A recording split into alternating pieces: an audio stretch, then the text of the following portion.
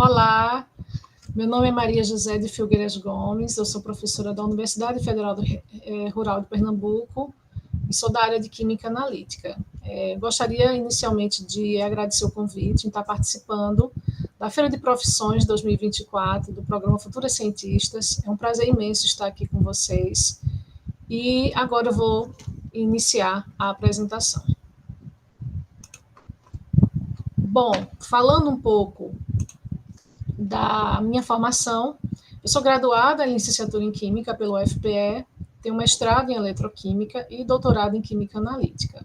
Realizei um pós-doutoramento na área de Química Analítica na Universidade de Valência, na Espanha, e atualmente eu sou professora adjunta da Universidade Federal Rural de Pernambuco na área de Química Analítica e também coordeno a Olimpíada Estadual de Química aqui em Pernambuco, e também sou uma das coordenadoras da Olimpíada Feminina de Química a nível nacional, que é a Quimeninas, que foi criada em 2023.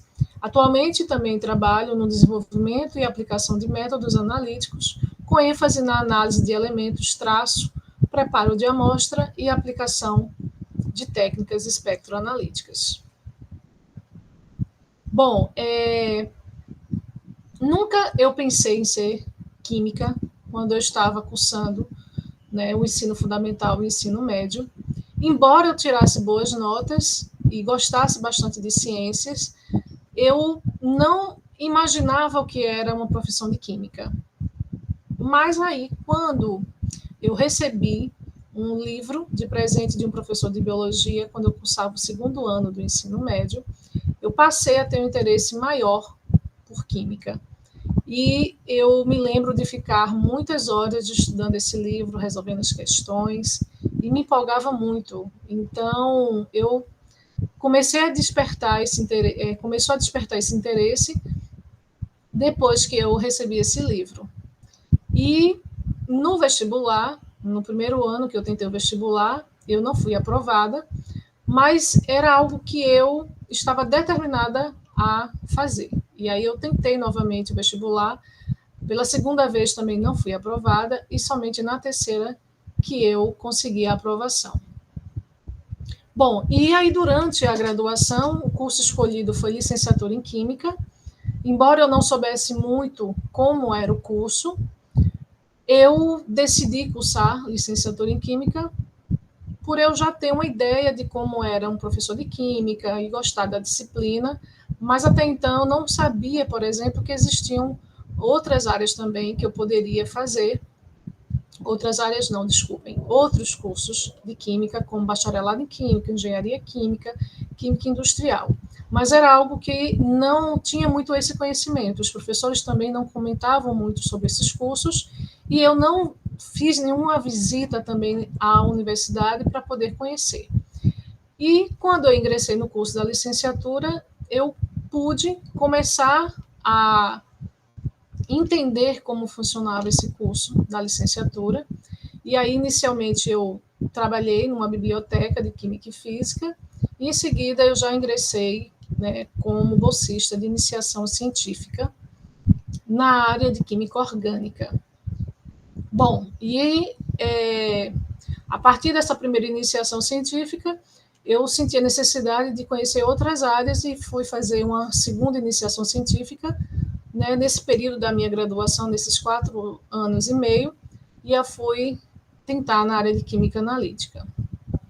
E aí eu finalizei o meu curso, fiz uma monografia na área de Química Analítica, mas no mestrado eu optei em fazer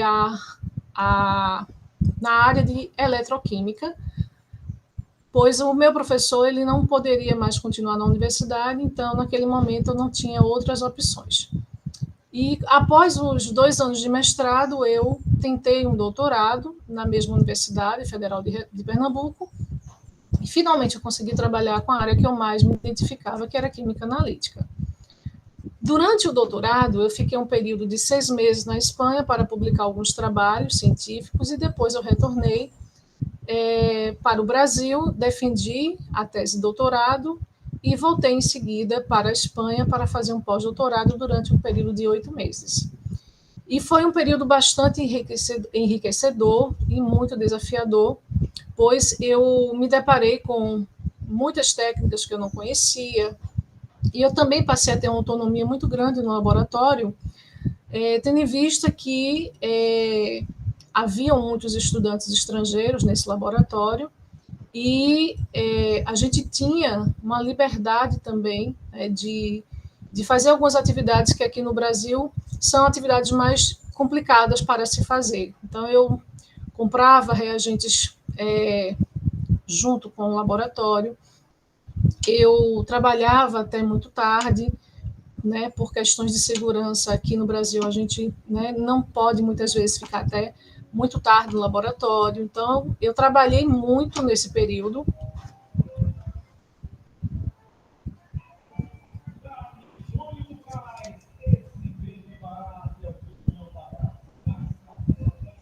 Então, eu trabalhei muito, né, durante esse período e eu posso dizer que foi bastante importante para a minha formação. Em 2011, eu fui aprovada, né, como professora substituta na engenharia química, e após esses 2 anos que eu lecionei, eu tentei um novo concurso na Universidade Federal de Pernambuco, no campus de Caruaru, e fui aprovada. E depois de 8 meses, eu decidi fazer um novo concurso público na Universidade Federal Rural de Pernambuco, a qual eu trabalho, né, atualmente.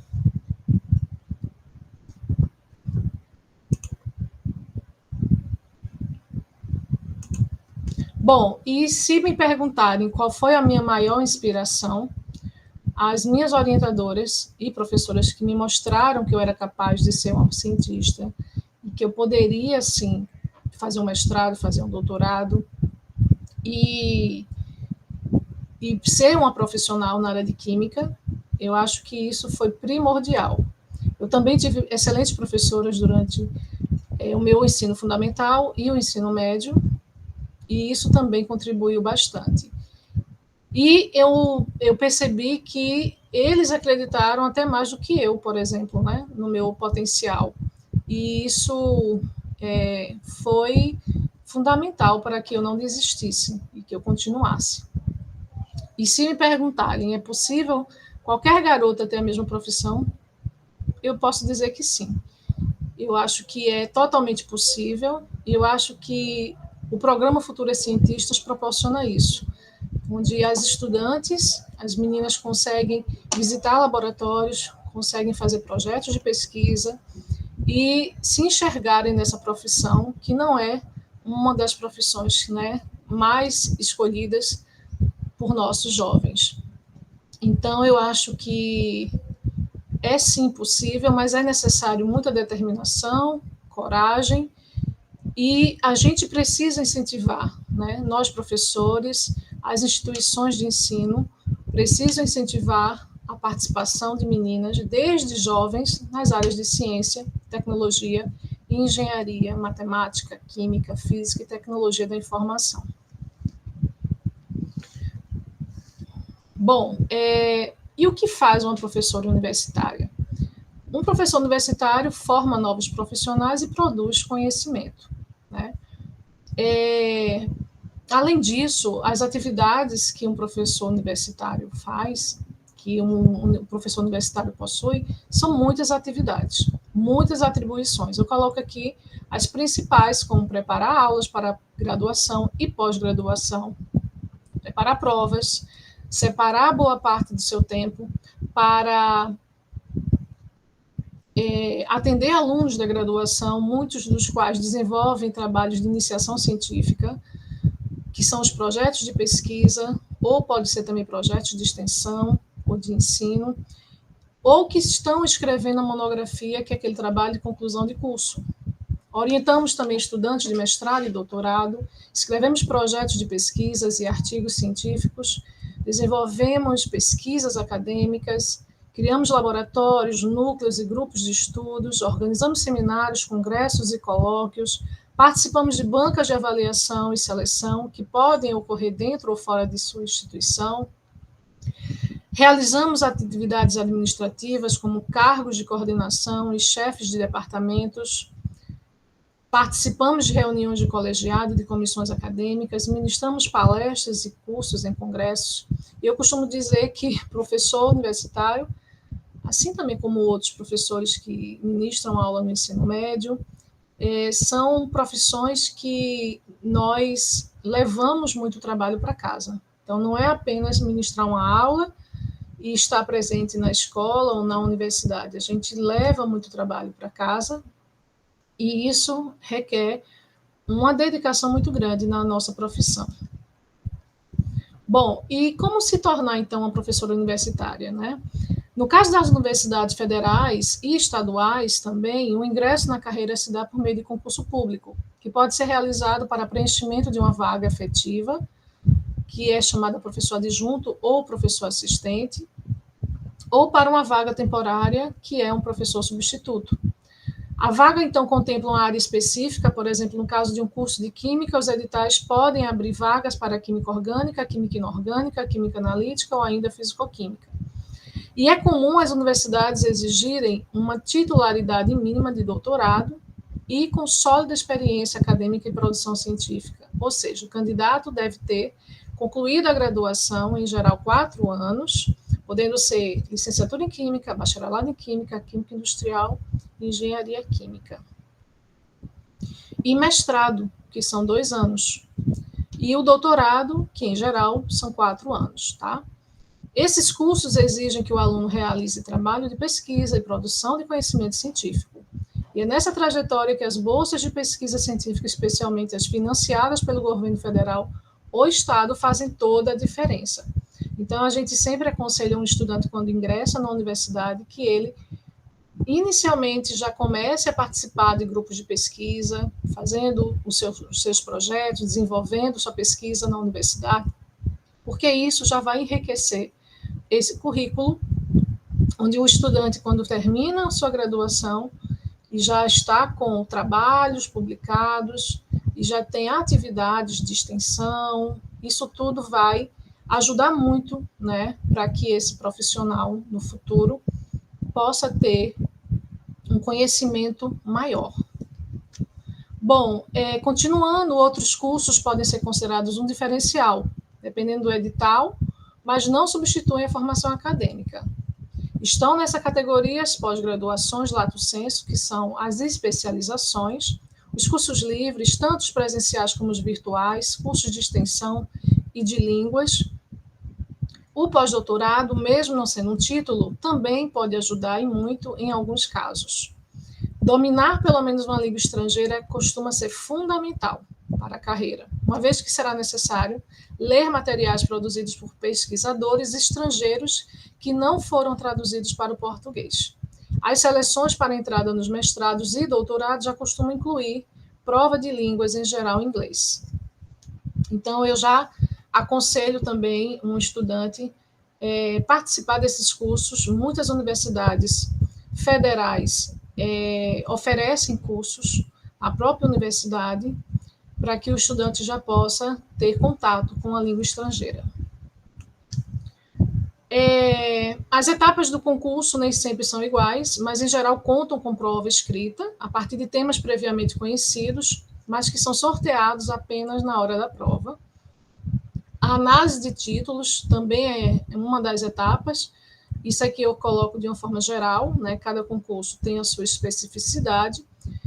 Temos provas didáticas a partir de temas previamente conhecidos, onde o candidato irá ministrar uma aula com um tema determinado e que vai ser sorteado no mínimo 24 horas antes daquela prova. E entrevistas também, um memorial, onde o candidato irá colocar toda a sua formação, suas experiências nesse memorial. Em alguns casos, exige-se ainda do candidato um projeto de pesquisa, onde ele também precisa colocar, né, quais são as áreas que ele pretende trabalhar, quais são os projetos que ele pretende desenvolver. Em outros casos, há também prova oral de conhecimentos com arguição, onde uma banca avaliadora irá fazer perguntas a esse candidato. Após esse processo todo de seleção, uma vez aprovado, você poderá ser uma professora universitária, que é uma professora pesquisadora, tá? Bom, e ser uma mulher professora pesquisadora tem os seus desafios, assim como nas outras profissões também. O maior desafio que eu enfrentei e ainda enfrento na minha profissão, sem dúvidas, é conciliar as atividades que desenvolvo na universidade com os cuidados com o filho e com a casa. É preciso um esforço muito grande para lidar com isso e ainda manter o tempo de estudo e realizar todas as atividades exigidas para garantir uma boa produção científica. Ainda a nossa sociedade exige muito da mulher, e eu acho que esse é o momento da gente incentivar, né, ainda mais a participação das meninas na ciência. É através da educação que a gente vai conseguir transformar vidas. A educação é o meio mais poderoso que tem, a ferramenta mais poderosa para que a gente possa ter uma transformação na nossa sociedade também. Bom, aqui eu trago um pouco de alguns exemplos, né, da importância da química, né, quais são os problemas que existem na sociedade que podem ser resolvidos, né, através da química. E aqui eu coloco um exemplo, né, das embalagens inteligentes, onde essas embalagens são capazes de interagir com o produto a ponto de revelar informações sobre a qualidade do alimento embalado sem que o mesmo seja violado. Entre as suas aplicações está o controle da deterioração microbiana do alimento, que se dá pela redução do teor de umidade e oxigênio em contato com o produto embalado, o que reduz o crescimento de micro-organismos. Outra proposta é que a embalagem venha acrescida de agentes químicos antimicrobianos que podem ter liberação controlada, evitando assim o uso abusivo de aditivos químicos. Embalagens inteligentes vêm sendo usadas como sinalizadores de amadurecimento de frutas prontas para o consumo, capturando o etileno, que é um hormônio de crescimento produzido naturalmente pelas plantas, reduzindo assim a sua concentração nas imediações da fruta e retardando esse seu amadurecimento. Estas embalagens têm sido usadas na exportação de frutas de alto valor agregado. Então, veja que é uma aplicação empregada, né, na nossa sociedade, importantíssima, e que busca uma maior qualidade de vida, né? Bom, continuando, essas embalagens também incluem materiais biodegradáveis, conhecidos como bioplásticos, feitos a partir de amido, fibras vegetais, até mesmo de restos e cascas de frutas. E é um ponto bem importante, porque há uma redução na poluição ambiental e que é muito importante para a nossa sociedade ter esse tipo de preocupação, tá? Onde, além disso, a gente também tem um importante papel, né, para que a gente possa cuidar do nosso planeta. Então, a gente estaria cuidando também do nosso planeta ao utilizar essas embalagens inteligentes. E essa causa, ela é para todos nós, tá? Não somente para químicos. Todos nós devemos ter essa preocupação. Com a presença, então, excessiva que a gente sabe de sacos plásticos não biodegradáveis, produzidos a partir do petróleo, que levam muitos anos para se degradarem, a gente vai estar, então, contribuindo, né, para ter práticas mais sustentáveis. Continuando, quais os tipos de problemas, então? A gente pode colocar um outro, a nanotecnologia nos alimentos. Nanomateriais vêm sendo adicionados para aumentar a solubilidade, estabilidade e absorção de aromatizantes e nutrientes, como vitaminas e antioxidantes. Como sensores, são empregados para acusar possíveis contaminações microbianas em alimentos embalados, e alguns têm propriedade de reduzir a permeabilidade das embalagens ao oxigênio, auxiliando no controle da deterioração microbiana, e outros, como as nanofibras de exoesqueletos de crustáceos, são biodegradáveis e, por isso, possuem um selo verde, ou seja, de baixo impacto ambiental, que faz parte, né, dos Objetivos de Desenvolvimento Sustentável estabelecidos pela ONU. Continuando, a gente também tem um outro exemplo sobre a qualidade da água que sai da torneira das nossas casas. existe uma preocupação muito grande com o que nós ingerimos, né? A água que a gente bebe também é muito importante que você esteja bebendo água com qualidade. E os químicos analíticos descobriram que a água que chega às torneiras de nossas casas muitas vezes está contaminada com diversos poluentes. Entre eles estão medicamentos ou remédios como antidepressivos, anti-inflamatórios e anticoncepcionais, entre outras classes. Com o avanço das técnicas de análise capazes de detectar mínimas concentrações de poluentes na água, ou seja, são técnicas mais sensíveis que nós temos hoje, capazes de detectar e quantificar baixíssimas concentrações, descobriu-se então que a contaminação das águas por medicamentos é um fenômeno geral no mundo desenvolvido. Além dos químicos estarem interessados nesse tipo de problema, o fato também alertou os biólogos, que passaram a estudar os efeitos de remédios presentes na água sobre algumas espécies químicas, em algumas espécies aquáticas. Tá?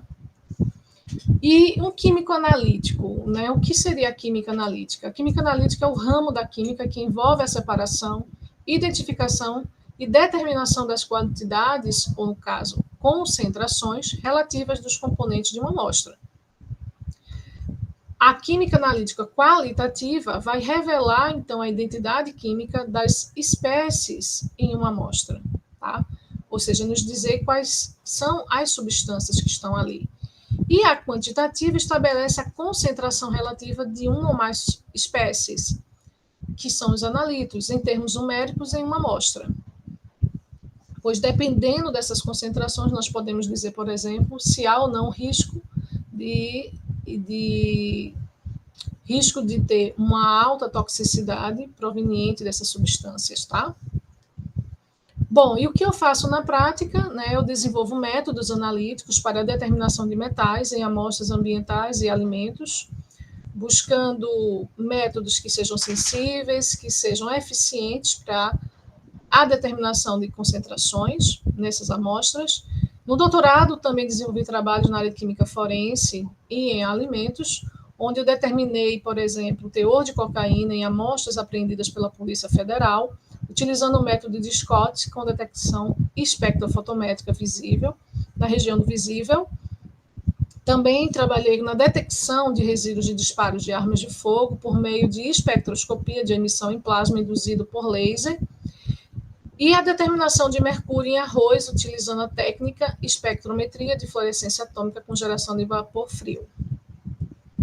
Aqui eu coloco um outro trabalho que foi o último artigo publicado pelo meu grupo de pesquisa, o qual eu sou a autora principal, e esse trabalho ele foi desenvolvido na Espanha, na época do meu pós-doutorado, e nessa publicação nós colocamos algumas questões, né? A importância, por exemplo, da gente determinar mercúrio nesses alimentos que foram escolhidos para este trabalho, as amostras de pratos de refeição que são consumidos pelos estudantes da Universidade de Valência. Também nós analisamos amostras de fast food, preocupados com uma faixa etária já mais jovem, que consome muito fast food, né? E também os bebês, que consomem as papinhas que são comercializadas. E aqui tem uma foto mostrando uma matéria onde coloca essa questão, né, essa problemática. As papinhas caseiras, de acordo com estudos, contêm tantos metais tóxicos quanto algumas refeições que são oferecidas para esse bebê, que são caseiras, né? E o que acontece é que essas papinhas caseiras, tanto elas como as comercializadas, por terem esses metais pesados, a gente precisa, então, desenvolver métodos para esse tipo de determinação, tá? Então, 95% dos alimentos para bebês comprados em lojas continham chumbo. 73% continham arsênio, 75% continham cádmio e 32% continham mercúrio. Um quarto dos alimentos, então, testados naquele ano continha todos os 4 metais pesados, tá? De acordo com esse estudo.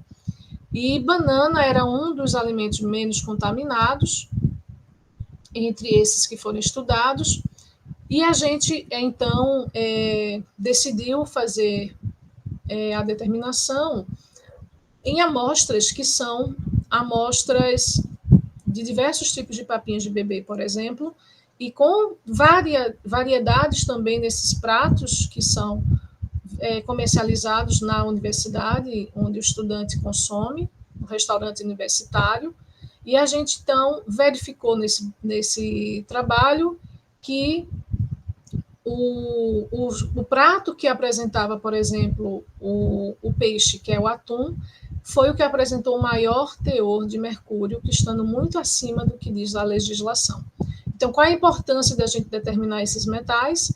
É que a gente precisa saber se as concentrações causam algum risco para nós que consumimos.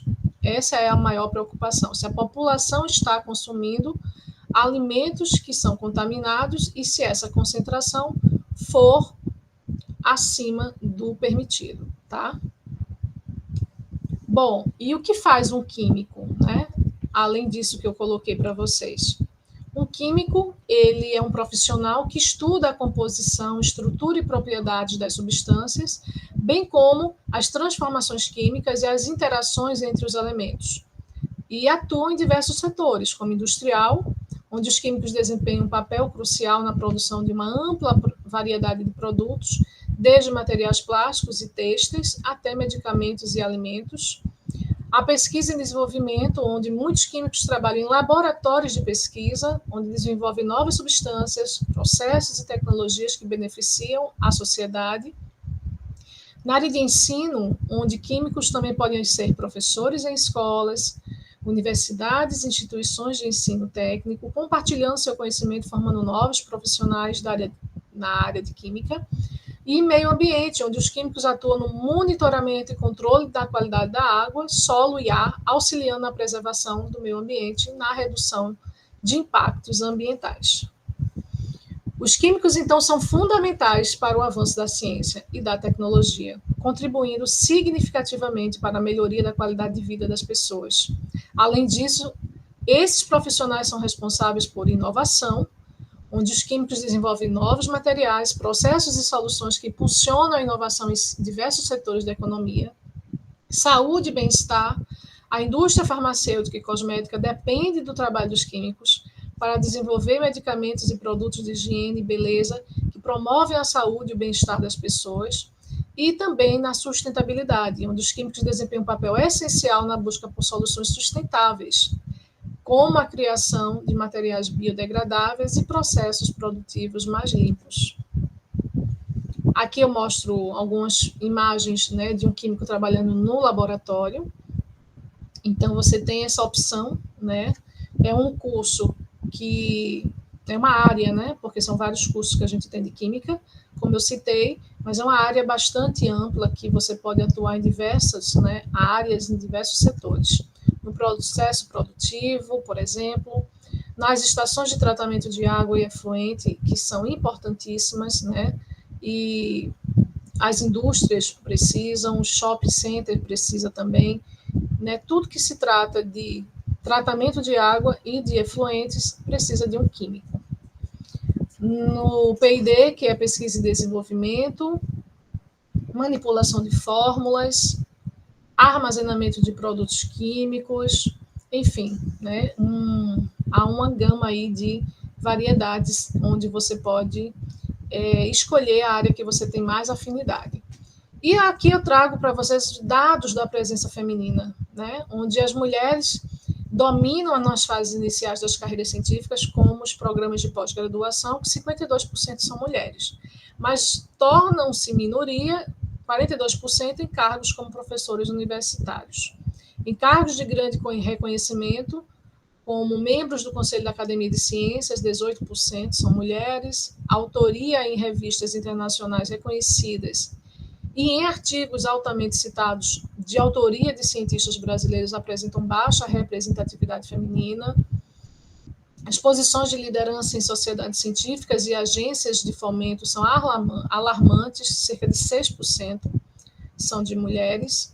O número de pesquisadores registrado no Conselho Nacional de Desenvolvimento Científico e Tecnológico, CNPq, em 2018, nas áreas de Química, Física e Matemática, a gente tem 68% composto por homens e 32% apenas por mulheres.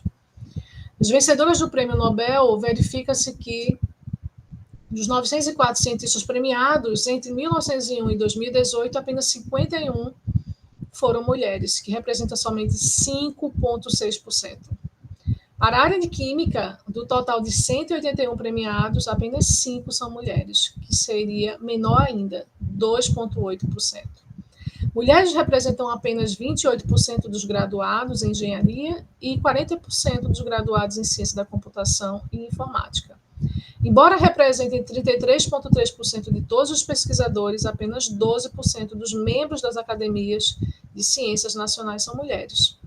Dados mundiais apresentados pela Unesco em 2020 apontam que apenas 28,8% dos cientistas são mulheres.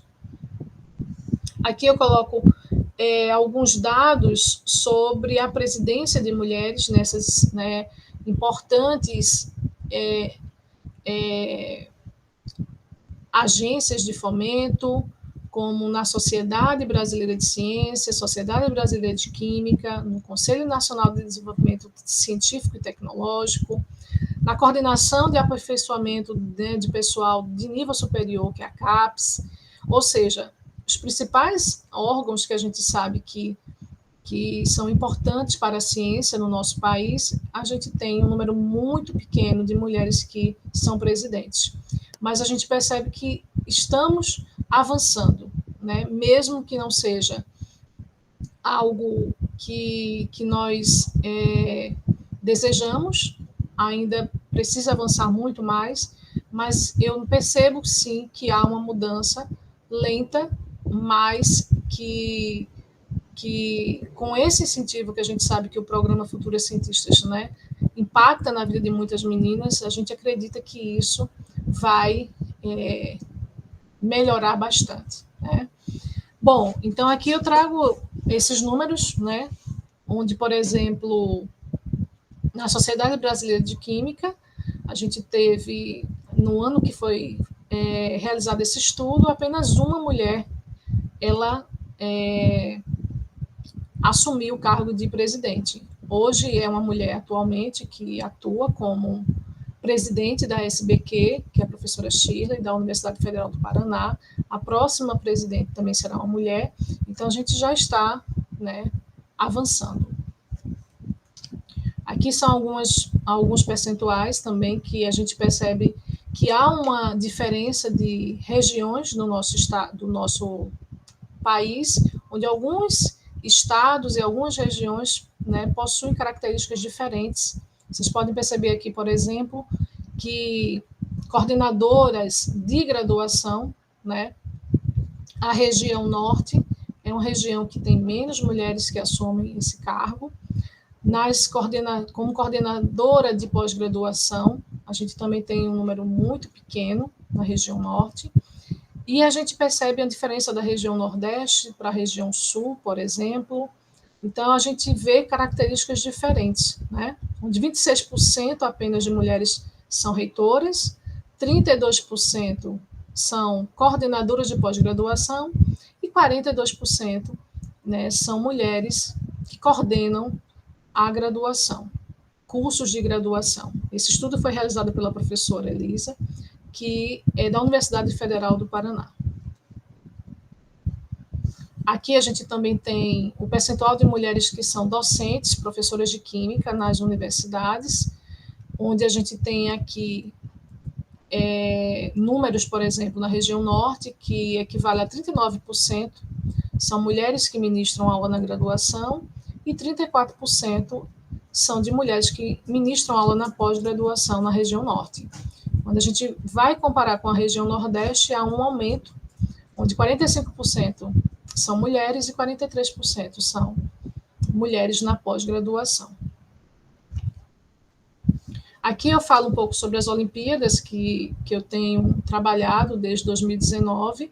Eu estou coordenando a Olimpíada aqui no estado de Pernambuco, de Química, e nós realizamos um estudo ao longo dos 26 anos de Olimpíadas e verificamos que 20,8% são meninas que participam da Olimpíada Brasileira de Química, onde são aqueles estudantes que são premiados, né, em uma etapa nacional. E embora muitas meninas se inscrevam e participam, a gente percebe que nas etapas mais avançadas esse número vai diminuindo. Na Olimpíada, na etapa internacional, ou seja, a Olimpíada Internacional de Química, a gente tem um número muito pequeno também de meninas que participam, como vocês podem ver, e a gente tem, em 23 anos de Olimpíadas Internacional que o Brasil participa, 22,9% são meninas. Lembrando que a Olimpíada de Química ela é a segunda mais antiga do país, só perdendo para a Olimpíada de Matemática, que foi a primeira que foi organizada no nosso país em 1979. Então, a Olimpíada de Química ela tem, né, uma preocupação muito grande para que mais meninas possam participar. Aqui a gente tem dados da presença feminina também que mostram que várias revistas já estão se preocupando em ter matérias como essas que vocês podem ver. Essa revista Mulheres na Ciência, eu recomendo que vocês possam ler, estão disponíveis, né, para que vocês possam estarem atualizadas, né, para a gente também poder incentivar essas meninas a participarem. É importante que elas possam ler mais sobre esse assunto.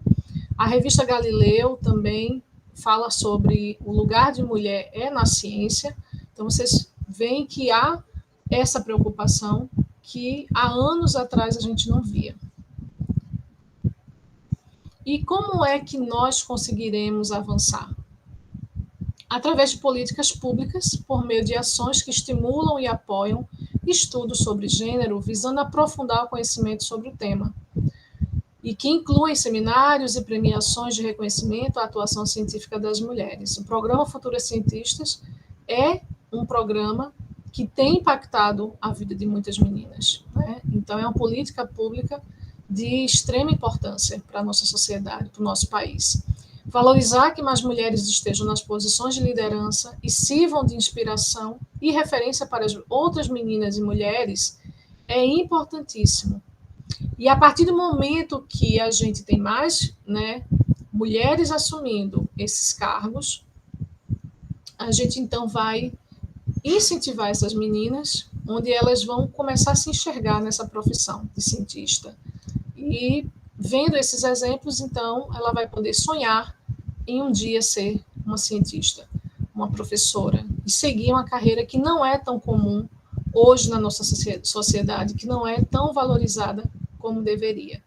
Então, a gente sonha muito com isso, né? E eu tenho certeza que nós vamos, sim, conseguir avançar com esse programa, Futuras Cientistas e outras ações que venham contribuir para esse aumento. Então, a gente pode, né, as mulheres podem ser aquilo que ela quiser, inclusive ser cientista.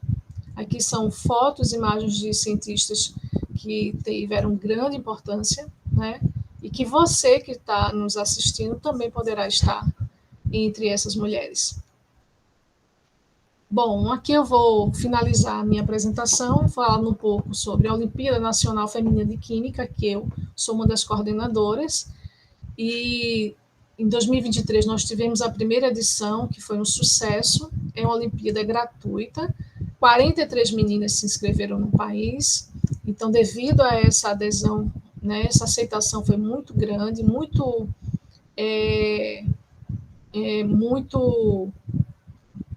foi muito surpreendente. Nós esperávamos que tivéssemos uma boa adesão, mas superou todas as nossas expectativas. Então, por isso, nós ampliamos para as estudantes do segundo ano do ensino médio também. Então, meninas do 9º ano do ensino fundamental, primeiro ano do ensino médio e segundo ano do ensino médio estão convidadas a participarem da nossa Olimpíada Nacional Feminina de Química, que começam as inscrições a partir de junho e termina em agosto, onde o exame será em setembro, dia 27. E essa Olimpíada ela é totalmente remota, virtual, onde a estudante poderá realizar o exame ou na sua escola, ou na sua casa. Então, todas vocês estão convidadas a participarem, divulguem a nossa Olimpíada, que será um prazer, né, tê-las conosco, participando, e juntas vamos formar, né, mais meninas e ter um interesse maior dessas meninas pela ciência. Esse é o nosso desejo. Muito obrigada, e aqui eu finalizo, então, a minha apresentação. Aqui tem o meu contato, caso alguém deseje entrar em contato para tirar algumas dúvidas, estou à disposição também. Um abraço